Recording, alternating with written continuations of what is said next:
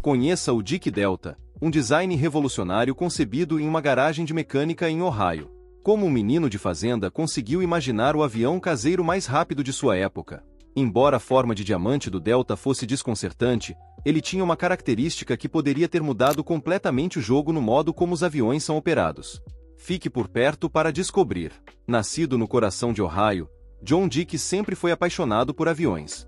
Acontece que, a apenas alguns quilômetros de distância, em Dayton, Ohio, estava uma das maiores bases aéreas dos Estados Unidos, a Wright-Patterson Air Force Base. A base era um polo da aviação militar, tomando o centro das atenções desde os primeiros voos dos irmãos Wright até os jatos de combate de última geração de hoje. Morando perto da base, John tinha uma visão privilegiada dos caças e bombardeiros mais avançados que cruzavam os céus. Mas John não queria apenas aprender a voar, ele queria fazer parte da ação e ver suas próprias ideias e sonhos voarem. E esse cara não era apenas um sonhador, ele era um realizador. Enquanto vivia na fazenda, ele colocou um motor e uma hélice em sua bicicleta. Você já pode imaginar para onde isso vai. Quando adulto, John sonhava em ter seu próprio avião e voar com sua família pelo país. Mas, nos anos 50, você realmente não tinha muitas opções de aviões para escolher, o que realmente não fazia sentido. Os anos 1950 foram considerados o renascimento da inovação e tecnologia aeronáutica. Jatos podiam facilmente voar em velocidades supersônicas, então por que os pequenos aviões de passageiros eram tão lentos e desajeitados?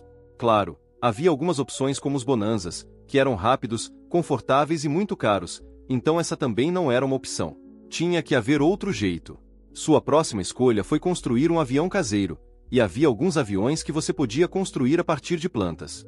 Mas aí ele teve outro problema. Naqueles dias, os aviões caseiros eram minúsculos e só cabiam uma ou duas pessoas no máximo, e John não queria deixar sua família para trás.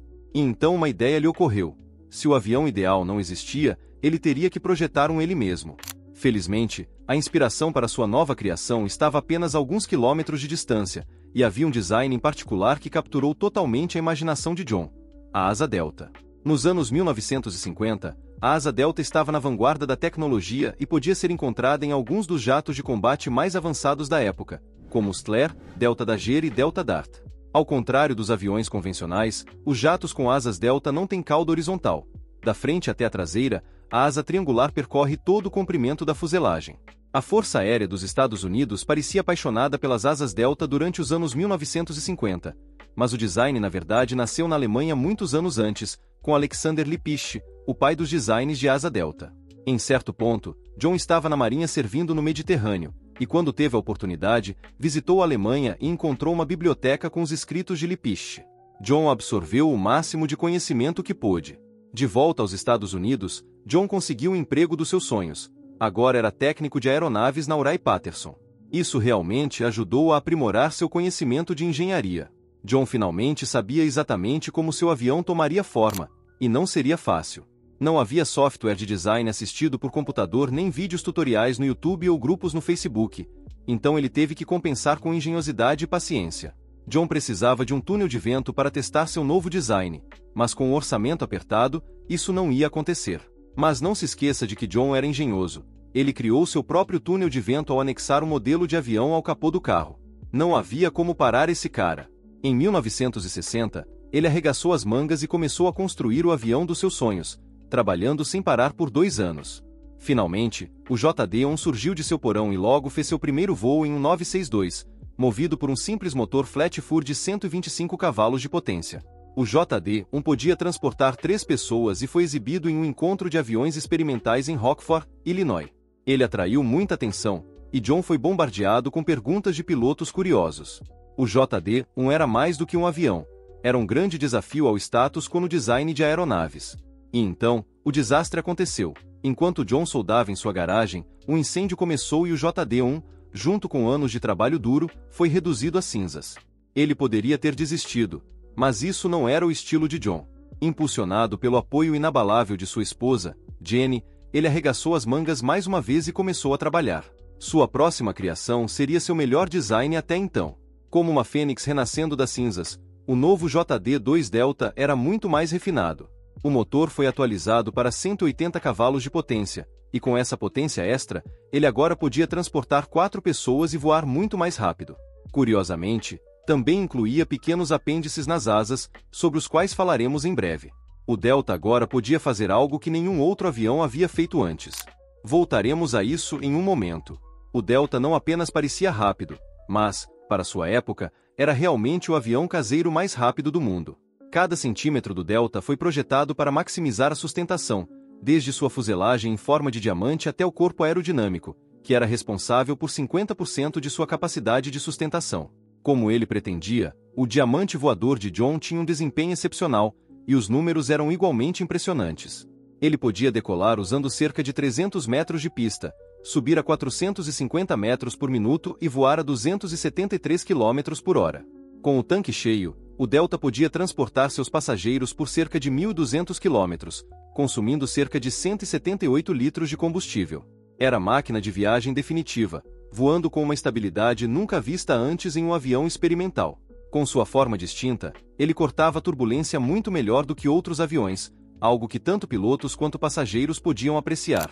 Além de sua aparência peculiar, ele tinha algumas características únicas que o diferenciavam de outros aviões. Enquanto a maioria dos aviões acomodava 2 pessoas na frente e 2 atrás, o Delta tinha espaço para um piloto que se sentava sozinho na frente e um banco para 3 passageiros atrás. Isso se devia à forma da cabine em diamante.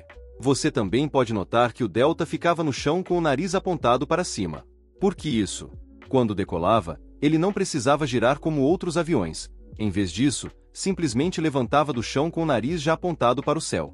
Outra característica rara na época era o trem de pouso retrátil, que se dobrava usando uma alavanca manual simples, menos coisas para quebrar, além de proporcionar um bom exercício para o braço enquanto você o acionava. No solo, o Delta ocupava muito pouco espaço. Suas asas tinham apenas 6,7 metros de largura.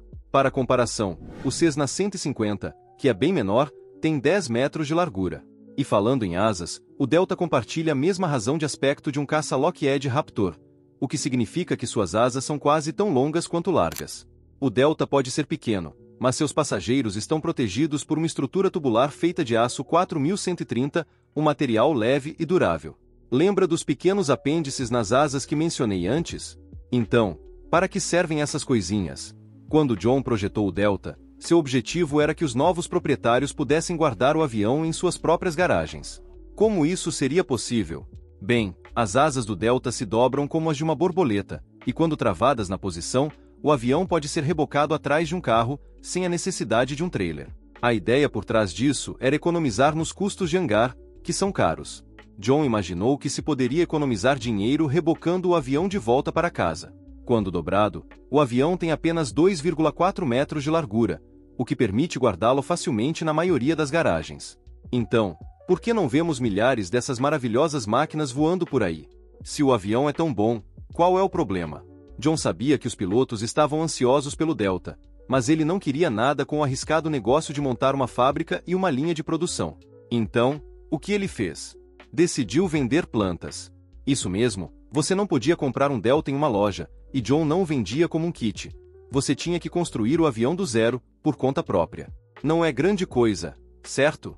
Tudo que você tinha que fazer era se tornar um especialista em soldagem, aerodinâmica, sistemas elétricos, instalação de avionicos, instalação de motores e, claro, muita soldagem. Além de muitas outras habilidades que a maioria das pessoas não tem paciência ou capacidade de aprender. Eu, com certeza, não teria. Em média, o Delta levava entre 4.000 e 5.000 horas para ser construído. Um dono de Delta relatou que levou apenas 39 anos para concluir o seu. Como você pode ver, não há muitas pessoas dispostas a colocar tanto tempo e esforço para construir um. Como resultado, há apenas um pequeno número de Deltas voando atualmente. O Delta nunca chegou perto de alcançar o sucesso que John esperava, mas talvez isso tenha sido destino.